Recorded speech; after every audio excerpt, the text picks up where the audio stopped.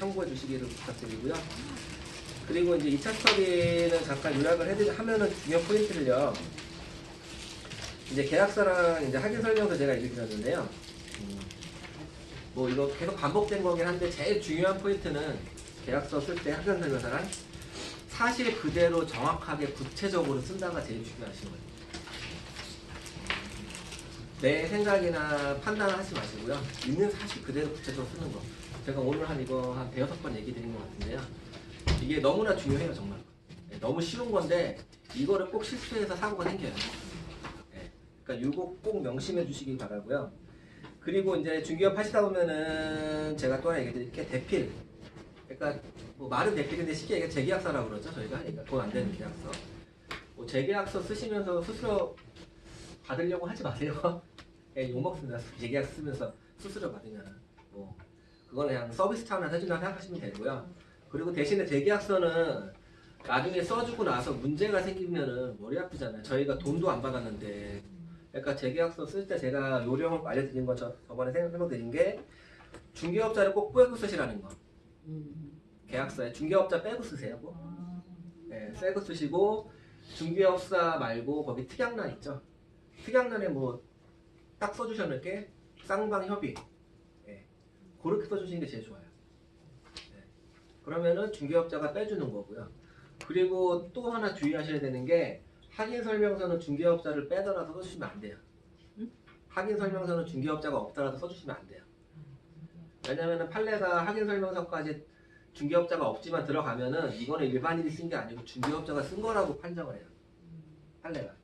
그러니까 확인 설명서는 써주시면 안 되고 그냥 계약서. 아마 다 개업이나 하시게 되면은 제가 저번에 드렸던 그 일반 협회에서 나오는 계약서 종이계약서 막 드릴 거예요. 그러면 거기다가 그냥 볼펜으로 막 써가지고 간단하게 해주시면 돼요. 그렇게 해서 그거 괜히 봉사해주고 서비스해주고 문제 생기는 일이 있을 수 있으니까요. 그 두 가지만 지켜주시면 그거는 서비스 차원에서 써줄 수 있고요. 그리고 만약에 뭐 금액이 증액이 되거나 그런 경우가 생기시면은 그런 거는 법정 수수료가 정해진 건 없긴 한데 조금 수고료 정도 대필료 5만 원, 10만 원 정도 받으시면 좋을 것 같고요. 무리되지 않는 선에서. 그거를 뭐 가끔 가다가 이제 처음 하시는 분들이 법정 수술을 하려고 하셔가지고 싸우는 경우가 간혹 있어요. 그러면 욕먹어요, 진짜로. 그거 꼭 피해 주시고. 그리고 이제 하자담보가 제가 저번에 얘기할 때 되게 많이 얘기했었던 건데, 이게 하자담보가 법적으로는 이제 다 공부하셔서 아시겠지만, 잊어버리신 분도 계시겠지만은, 이제 안날부터 6개월이거든요. 이제 안날부터 6개월 안에 하시면은 소송 들어가고 다 하실 수 있어요. 근데 그거를 증명을 하려면은, 그 당사자가 하셔야 되는데, 그거를 증명하는 게 상당히 어려워요. 그러니까 예를 들면 어떤 케이스냐면은, 아주 쉽게 아파트 같은 경우 제가 15층 이사를 갔는데 16층에서 물이 새요. 제가 매매를 했는데 위에서. 근데 이거를 하자담보라고 제가 증명하려면은 이 물이 원래 샜는데 매도인 얘기 안 했다. 그거를 증명해야 되거든요. 그걸 증명하기 위해서는 윗집에 살고 있는 사람이 전적으로 저를 지지해주는 발언을 해줘야 되고요. 그거를 법원에 가서 다 증명을 해야 되는데 그게 너무나 힘들어요. 현실적으로 안 된다고 봐야겠죠.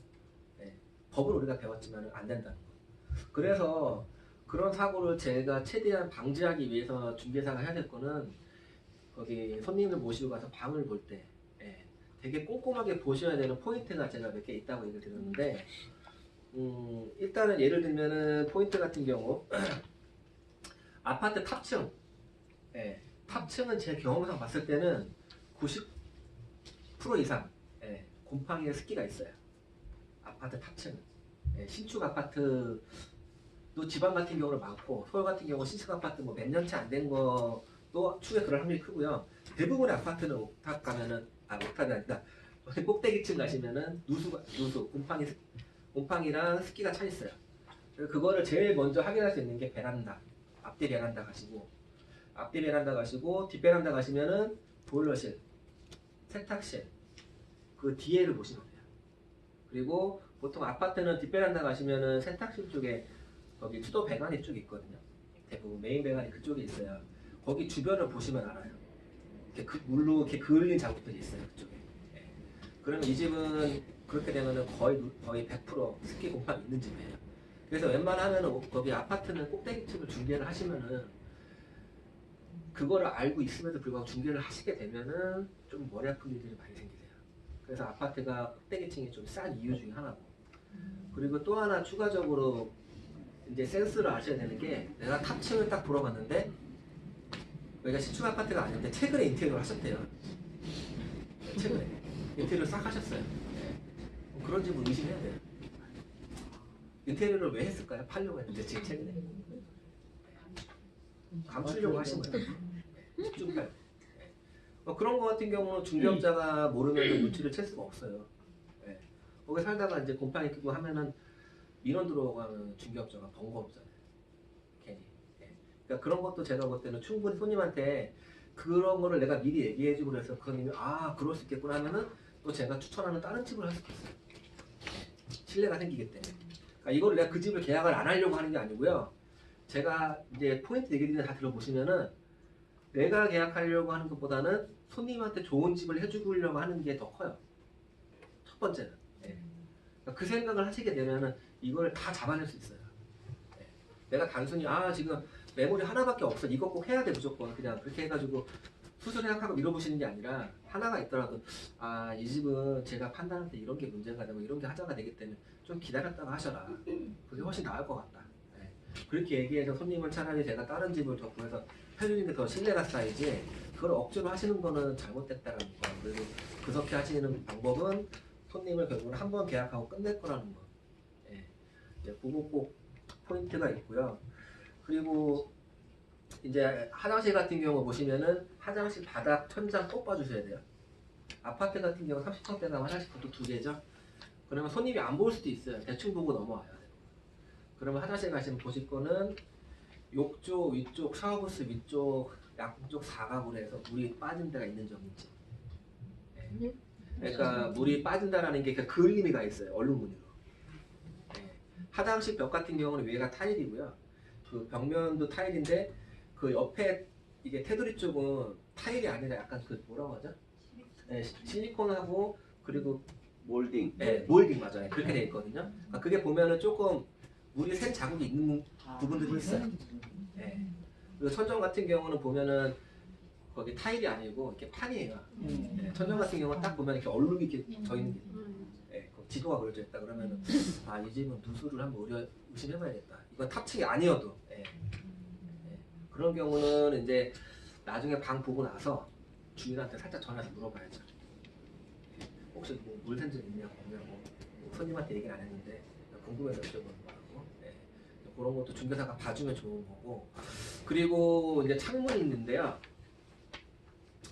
창문 같은 경우는 유리가 대부분 다 자세히 보시면 이중창이에요.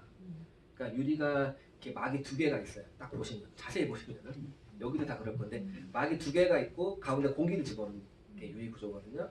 근데 유리가 한번 맛이 간 거는 이 안에가 색깔이 들어가요.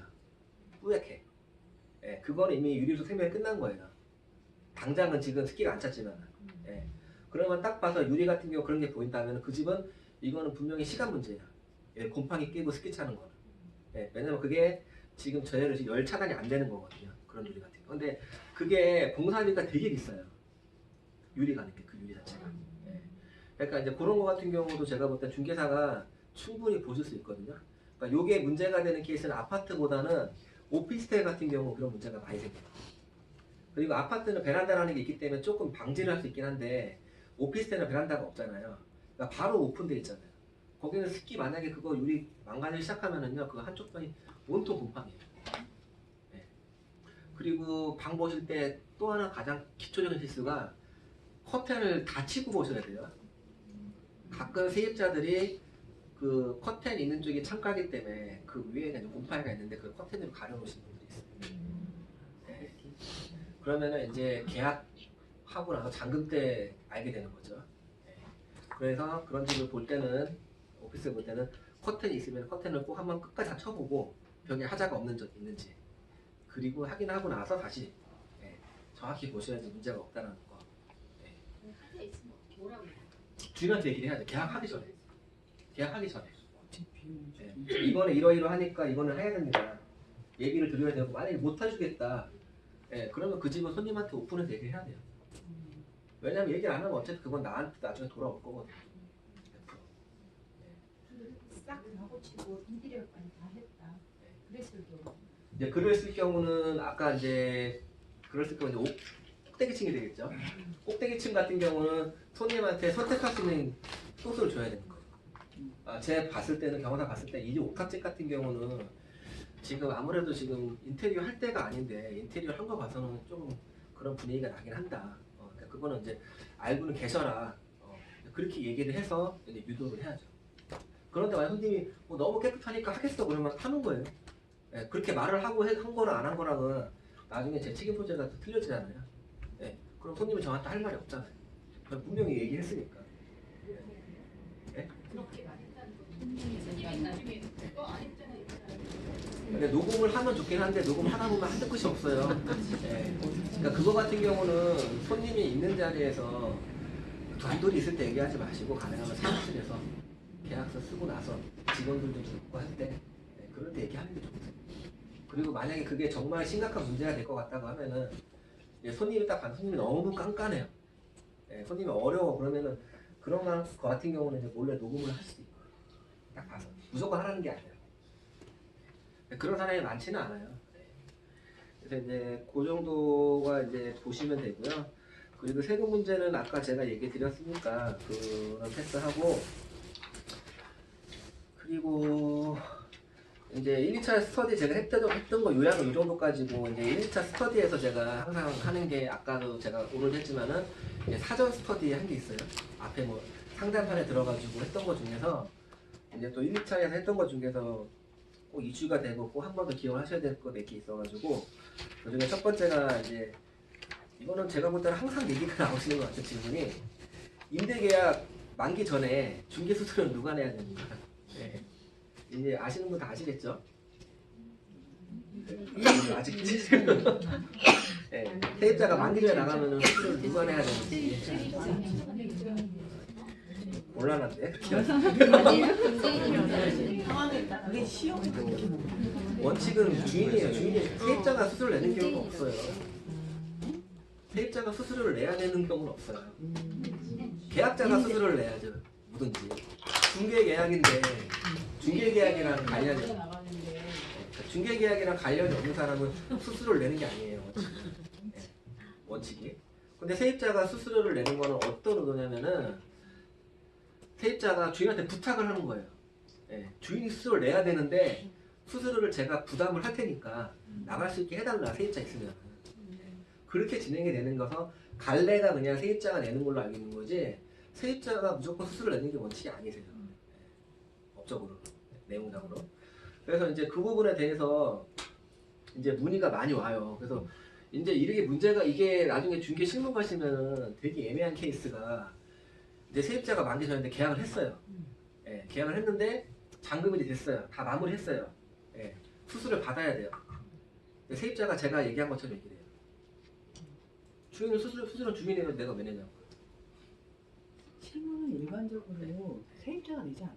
실무에서는? 이건 법적인 건 임대인이지만 그러니까 제가 지금 얘기를 드리는 게 그 법적인 내용을 알고서 접근을 하셔야지 분쟁이 안 생기는 거고요. 막연하게 그 갈래라고 하는데 그거를 지금 대부분의 분들이 법적으로 그렇게 되는 걸로 알고 계신단 말이에요. 아까 제가 금방 지금 얘기 드리는 하는데 세입자한테 전화가 왔어요. 그러면 지금 말씀하신 것처럼 알고 계시면 세입자한테 그럴 거예요. 그거 당연히 수수료 임차인이 내는 거예요. 근데 임차인이 저한테 무슨 소리냐고 임차인이 내라는 법이 어딨냐고 그러면 뭐라고 말씀하세요? 관례가 그러니까 내세요. 네. 근데 제가 부동산 두 군데 다 여쭤봤는데 네. 다 그냥 세입자가 내는 거라고 다.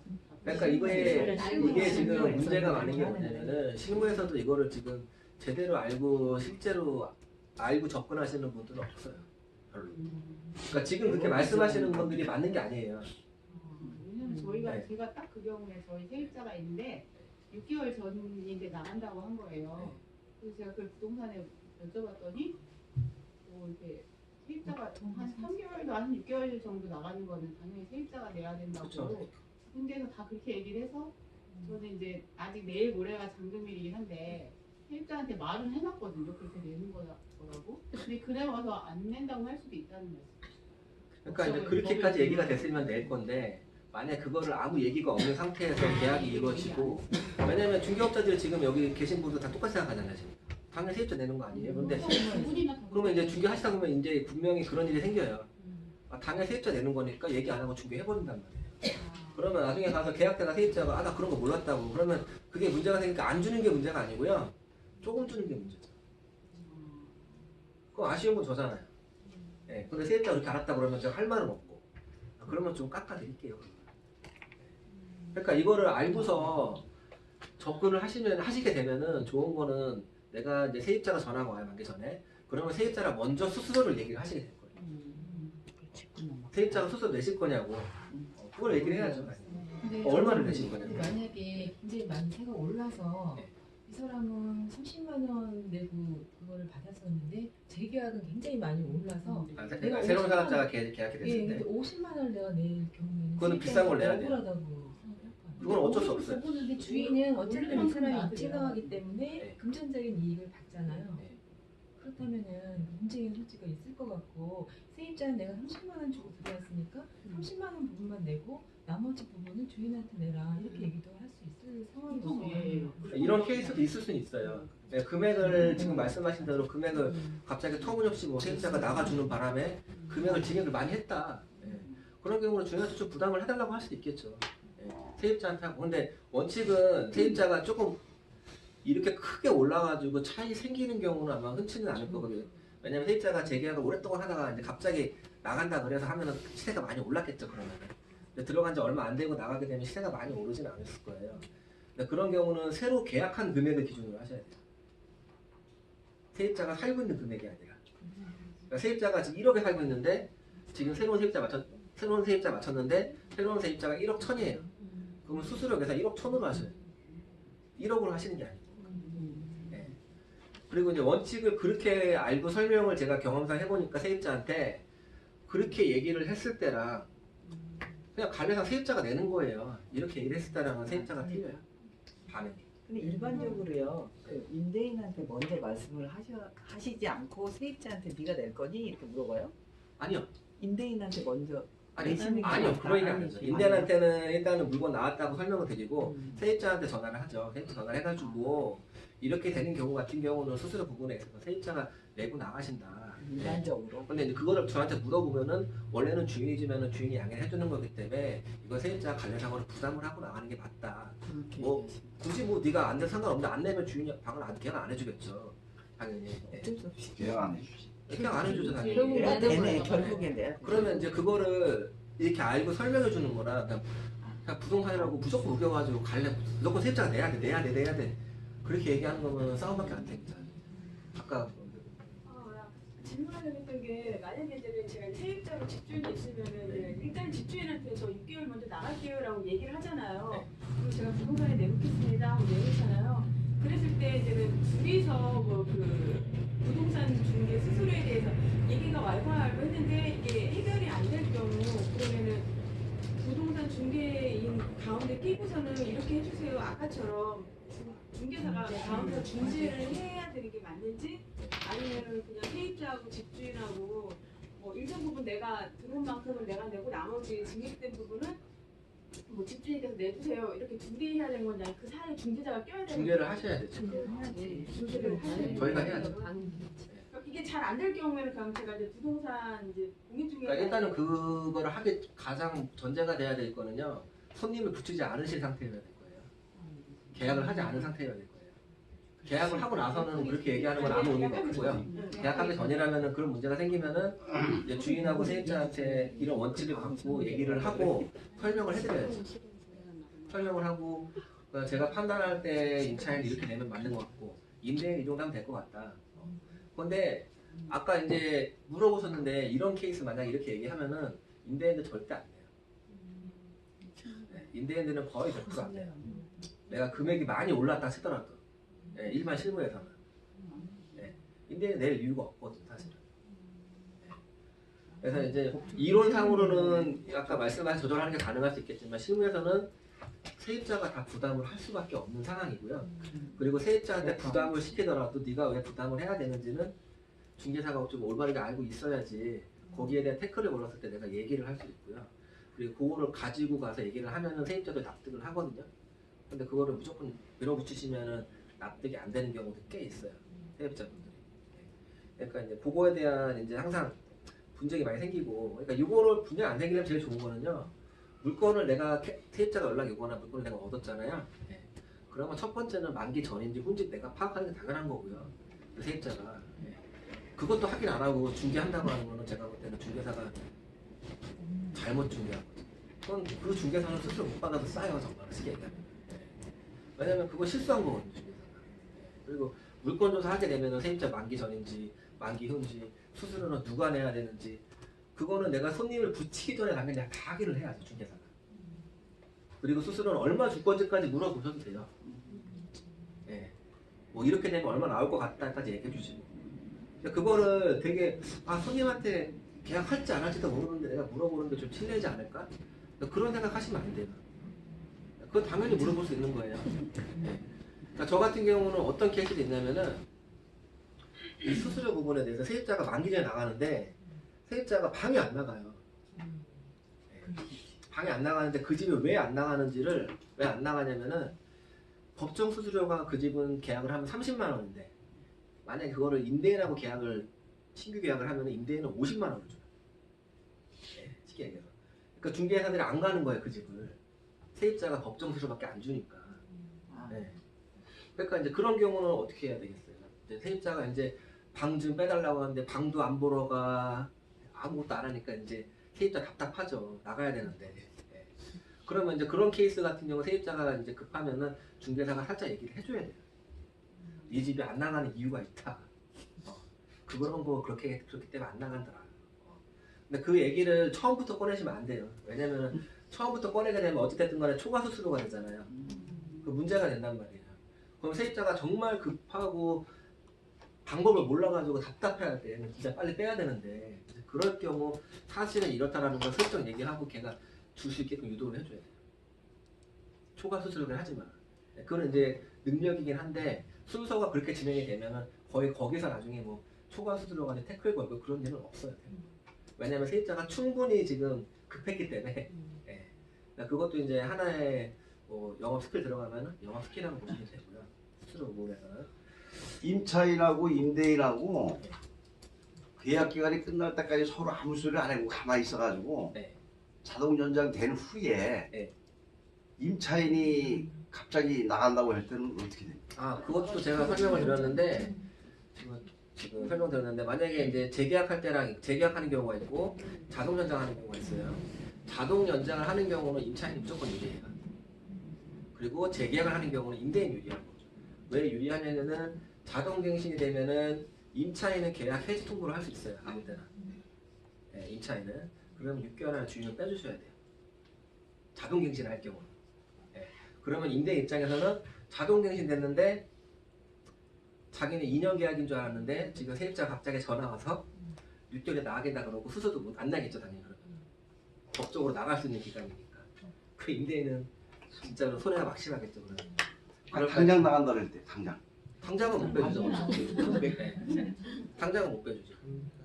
당장에 만약에 나가고 싶다고 하는 경우는 세입자가 자기가 부담해야죠. 그러면 자기가 딜을 제시해야죠.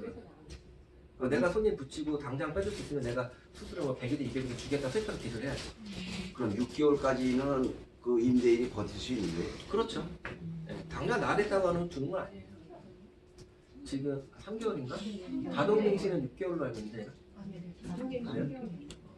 그러면 하여튼 뭐 3개월 이후에 다시 빼주는 걸로 그렇게 되시면 될 것 같아요. 재계약이 계약서 안 쓰고 구두로만 계약하고 갱신되냐고 얘기했는데 구두로 하신 게 자동 갱신이에요. 저 계약서 안 쓰고 되는 거죠? 근데 그게 임대인이면 안 좋은 거죠. 임대인은 재계약서를 무조건 쓰셔야 돼요. 임대인은. 왜냐면 임대인은 재계약서를 쓰셔야지 세입자가 지금 말씀하신 것처럼 중간에 나간다고 하면은 만기 전에 나가는 거 돼버리기 때문에 수수료 청구를 할 수 있어요. 주인이 아쉬운 게 없고. 법적으로는 안 된다며 아까 수수료 만기 전에 나가도. 그러니까 만기 전에 나가게 되면은 세입자가 급하잖아요. 자기 하자잖아요. 그러니까 세입자의 사정에 의해서 하는 거지 법적으로는 아니라는 거. 법적으로 안 되죠. 그러니까 주인은 법적으로 안 빼주겠죠. 이제 빨리 근데 세입자 나가고 싶잖아요. 그러니까 주인한테 부탁을 하겠죠. 잘 내가 낼 테니까 좀 빼주세요. 그러면 이제 나가게 되는 거예요.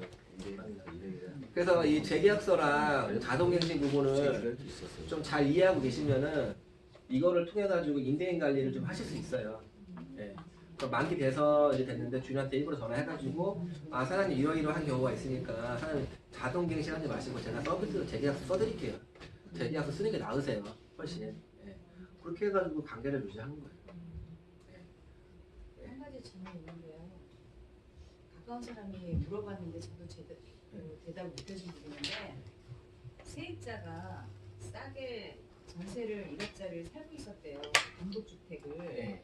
근데 오랫동안 살아서 싸게 살았는데 주인한테 나가겠다. 돈을 좀 빼달라. 그랬더니 그럼 그렇게 해라. 네. 그 말을 믿고 다른 데 계약을 해서 4월 며칠날 계약을 했대요. 주인한테 4월 며칠날 나가겠습니다 했더니 여기 집이 안 나갔는데 네. 어떻게 돈을 빼주냐. 네. 나 못 빼준다. 집 나갈 때까지 기다려라. 이렇게 얘기를 했대요. 그럴 때는 어떻게 해야 되는지. 그럴 때는 세입자가 일단 실수를 한 거고요. 예. 이제 이런 케이스가 실무에서 은근히 많거든요. 그러니까 이제 만기가 된다 그래서 돈을 무조건 빼주는 케이스는 없어요. 서울에는. 네. 케이스는 없고 만기가 됐다 하더라도요. 새로운 세입자가 구해줘야지만 나갈 수가 있거든요. 그러니까 만약에 손님이 저한테 이제 만약에 방구하려고 하는 손님 전화가 왔어요. 그러면은 상담을 하실 때 그걸 물어보셔야 돼요. 만기 전이세요? 만기 되셨어요? 물어보고 만약에 어떤 케이스라고 얘기를 하면은 만약에 예를 들어서 만기 전이다. 그러면은 거기 집을 먼저 빼고 집을 구하셔야 된다고 그렇게 안내를 해주셔야 돼요. 네. 그리고 반대로 만기가 됐다. 그랬다 하더라도요. 그러면은 두 가지를 물어봐야 돼요.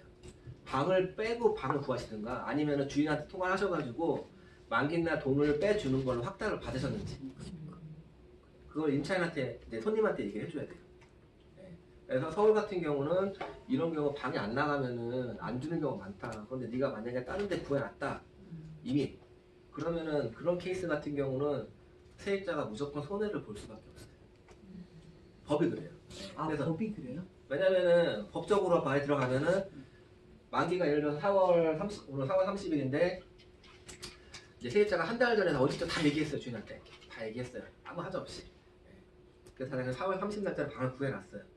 방을 구해놨는데 주인이 그때 가서 당일날 가서 방 안 나가서 나 돈 없다고 못 준다고. 그러면 일단 세입자는 일단 계약금 날리고 손해를 보겠죠.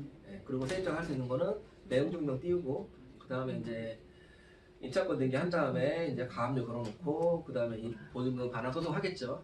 그거 한 1년 넘게 걸리겠죠. 근데 1년 넘게 걸리는데 갑자기 3개월 있다가 주에 전화가 왔어요. 집 나갔는데 소송 너 할래? 아니면 돈 받고 나갈래? 그러면 돈 받고 나갈까요? 소송을 할까요? 끝까지? 돈 받고 나가겠죠. 이게 실무가 이래요. 왜냐면 세입자는 지금 당장 아쉽거든요. 그리고 소송을 해야지 세입자가 자기가 손해본 거에 대한 청구를 다 할 수 있거든요. 청구를 포기하는 거예요. 일단 난 보증금 받는 게 우선이니까. 쉽게 얘기해서. 그러니까 이게 법은 안 그런데 실무에서는 쓸모가 없다는 게 그게 말이 안 되는 상황이에요. 그리고 제가 또 하나 이제 사례를 하나 얘기 드리면은 이건 세입자가 피해를 제가 금방 본 거는 세입자가 피해를 볼 수밖에 없는 경우지만은 임대인이 피해를 보는 경우도 있어요. 어쩔 수 없이 법은 안 그런데 임대인이 어떤 경우를 쓰냐면은 이제 집을 하나 임대를 놓고 있는데 거기 살고 있는 사람이 보증금하고 월세를 이미 다 날렸어요. 밀려가지고. 근데 그 집의 주인이 입주를 해야 돼요. 입주를 하기로 한 날이에요. 이제 다가왔어요. 그러면 어떻게 해야 될까요? 소송을 할까요? 세입자를 달래서 내보낼까요? 세입자 돈 주고 내보내야 돼요. 법이랑은 틀리죠? 정반대죠. 이게 실무예요. 그러면은 그때 가서는 세입자한테 가서 세입자가 월세도 밀리고 보증금도 까이고 관리비도 밀리고 그럼에도 불구하고 주인이 가서 그냥 내가 한 200 줄 테니까 어디 가서 방 구하고 주지 마시고 비워달라고 명도하면 되죠. 명도하면 되는데 명도하는데 지금 6개월 이상 걸리는데 그 언제 하고 있어요. 그리고 그 사람한테 돈 하나도 없다고 배짜라 나오는데 받아낼 게 뭐가 있겠어요. 예. 그러니까 이제 그런 것들 때문에 보증금을 이제 좀 최소한 너무 적게 받지 말고 많이 받으라는 게 있고요. 예. 이제 상식적으로 보증금 한 1, 2천 원 받아야지 월세 맞춰가지고 그래서 그런 얘기가 나옵니다. 그래서 사례가 이런 식으로 실무랑 우리가 법으로 아는 거랑은 많이 틀려요. 실제 가면. 근데 그 역할들을 결국은 중개사가 다 할 수밖에 없거든요. 중개사가 하긴 하는데 중개사가 얼마나 이걸 좀 현명하게 잘 하느냐가 따라가지고 임대인 관리나 임차인 관리나 수수료 관리를 하실 수가 있어요. 그리고 예전에 뉴스에 나왔잖아요. 주택에서 2층에 세든 사람이 보증금 다 까먹었는데 월세도 1년씩 2년씩 밀렸는데 안 나가고 있다고. 네. 그럴 때 내보낸 경우도 네. 달래서 내보내거든요. 돈 주고. 화면 달라서 내보내요. 주인이 만약에 뭐 버틸 여력도 있고 그 세입자 확인해봤을 때 재산도 좀 있더라. 네, 그러면 소송 가겠죠 끝까지. 네. 근데 이게 소송이라는 게 어차피 그렇게 진행이 되면은 짧아도 1년 이상 걸리기 때문에 이게 법으로 들어가면은 법적으로 솔직히 세입자나 임대인한테 사회 같아서 도움을 주는 게 많이 없어요. 그럼 그렇게 되기 전에 그럼 집주인이 해야 하는 건 뭐예요? 그러니까 제일 좋은 거는요. 지금 이런 사례처럼 다 까먹을 때까지 버티면 안 되는 거고요. 계약서에 지금 있나 모르겠는데 보시면은 월세 몇 기 이상 연체가 되면은 내보낼 수 있다고 써 있어요. 그러니까 2기나 3, 상가같은 상품이 이제 주택인데 그거를 명시를 한 번 더 해서 이제 특약에다 쓰실 수도 있고요. 계약서에 이제 아까 그 조항이 나와 있으면은 그거를 한번 인지시켜주고 딱 밀리면 바로 이제 소송 들어가요. 까먹기 전에 내용 증명 보내고요. 네. 그러고 이제 바로 들어가야죠. 그래도 안 나가고 계시는 거예요. 안 나갈 수가 없죠. 명도할 거. 그러니까 이제 명도할 것까지 기간이나 비용을 계산해봐서 그 비용이 남아 있으면 하는 거예요. 계산해봐서. 그래서 이제 그게 보이면 바로 해야 된다는 거예요. 주인 입장에서 할 수 있는 거예요. 그리고 임차 입장에서 할 수 있는 거는 그나마 소송을 임차에 더 불리하게 하는데 소송을 그나마 빨리 가려면은 만기 전에 구조상으로 나가겠다고 얘기하는 것보다는 내용 증명으로 보내는 게 좋긴 하겠죠. 네, 근데 실무에서 또 그게 안 되는 게 내용 증명을 일단 주인한테 보내면은 주인이 기분이 나빠요. 별거 당연한 건데 기분이 나빠. 그 주인이 협조를 안 해요. 오히려. 그러니까 내용 증명을 실무에서 보내는 경우는 진짜 마지막까지 갔을 때예요. 네, 내용 증명 쓰는 거 어렵지 않거든요. 네. 그게 또 실무에서 좀 틀려져요. 그래서 그런 경우는 세입자가 주인한테 최대한 달래서 얘기를 할 수밖에 없고, 그리고 내용 증명 보내기 전에 그런 케이스 같은 경우 주인하고 통화를 해서 통화 내용을 녹음을 하셔야 돼요. 네, 내용 증명 보내는 거 말고 별도로 내가 분명히 통보했고, 그리고 주인이 만약에 뭐 빼주기로 했더라 그런 내용 있는 걸 녹음을 하셔야 되고, 네, 그래야지 소송 진행하다가 더 빨리 갈 수 있고, 나중에 문제가 생기면 그걸 가지고 주인한테 좀 겁을 줄 수도 있겠죠. 네, 빨리 해달라고. 네. 그 두 가지 사례 같은 경우는 누가 약자라고 또 하기가 애매해요. 네, 상황에 따라서. 근데 사실은 둘 다 뭐 나쁜 사람들 없으면 괜찮은데 항상 그런 분들